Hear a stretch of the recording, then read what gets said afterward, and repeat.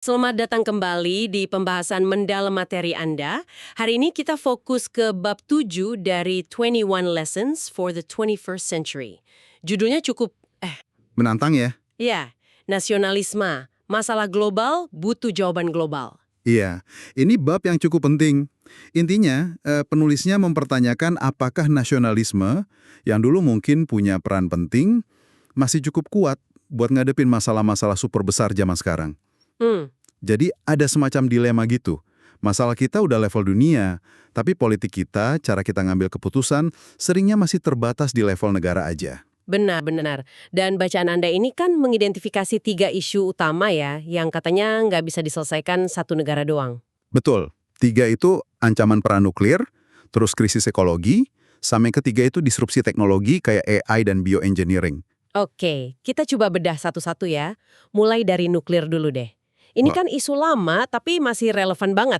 iya, menurut penulisnya, sejak ada bom nuklir tahun 45 itu, hitung-hitungannya jadi beda total. Beda gimana maksudnya? Ya, kalau dulu mungkin nasionalisme demi negara, perang masih bisa ditolerir lah risikonya. Tapi sekarang, dengan adanya nuklir, taruhannya jadi kemanusiaan global. Jadi, mendahulukan kepentingan satu negara di atas pencegahan bencana nuklir itu udah nggak bisa lagi ya menurut sumber ini? Persis, ancaman nuklir ini mau nggak mau maksa kita mikirin kerjasama internasional yang kuat banget. Pertanyaan penting yang diajukan di sumber ini untuk Anda. Emang bisa satu negara ngelindungin dirinya sendiri, atau bahkan dunia, dari kehancuran nuklir tanpa ada sistem kerjasama global yang solid? Wah, itu pertanyaan berat ya. Oke, lanjut ke yang kedua. Krisis ekologi. Ini rasanya lebih terasa sekarang ya? Banget, ini udah bukan nanti kalau, tapi udah kejadian, kayak perubahan iklim misalnya. Nah, itu dia. Penulisnya nekenin kalau negara itu secara ekologi nggak berdaulat sendirian. Apa yang kita lakukan di sini, dampaknya bisa sampai ke negara lain di ujung dunia sana. Contohnya tadi bagus banget ya di materi Anda, Kiribati yang emisinya nol tapi bisa tenggelam. Atau Chad yang jadi gurun gara-gara kebijakan negara lain. Itu nunjukin banget kalau kita butuh solusi global. Dan nasionalisme kalau terlalu fokus ke dalam negeri aja malah bisa jadi penghalang ya. Bisa jadi, kalau semua negara cuma mikirin dirinya sendiri, gimana mau ada aksi kolektif buat iklim gitu kan? Isolasionisme jadi bahaya baru di konteks ini. Oke. Terus yang ketiga, teknologi, AI, bioengineering, ini juga nggak kalah serem kayaknya. Iya, karena dampaknya juga global. Algoritma AI atau rekayasa genetika kan nggak kenal batas negara.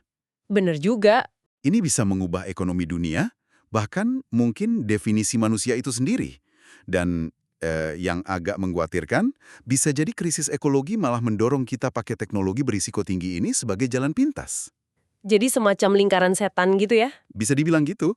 Jadi kesimpulannya di bagian ini, kita punya ekonomi global, ekologi global, sains global. Tapi politiknya masih nasional. Nah, itu dia ketidakcocokannya. Itu yang bikin kita susah ngadepin masalah-masalah besar tadi. Terus solusinya gimana dong? Apa kita harus bikin satu negara dunia gitu? Kayaknya nggak mungkin juga ya. Bukan itu. Sumber ini nggak bilang gitu kok. Solusinya lebih ke arah, gimana ya? Mengglobalisasikan politik. Mengglobalisasikan politik, maksudnya? Lebih ke arah memberi bobot lebih pada isu-isu global dalam politik nasional kita.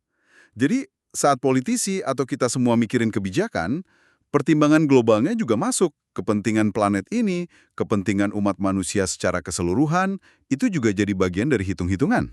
Jadi kita tetap punya loyalitas ke negara, ke bangsa, tapi ditambah juga dengan loyalitas atau tanggung jawab ke level global. Tepat sekali. Bukan memilih salah satu, tapi punya keduanya. Melengkapi loyalitas lokal dengan kewajiban global. Menarik.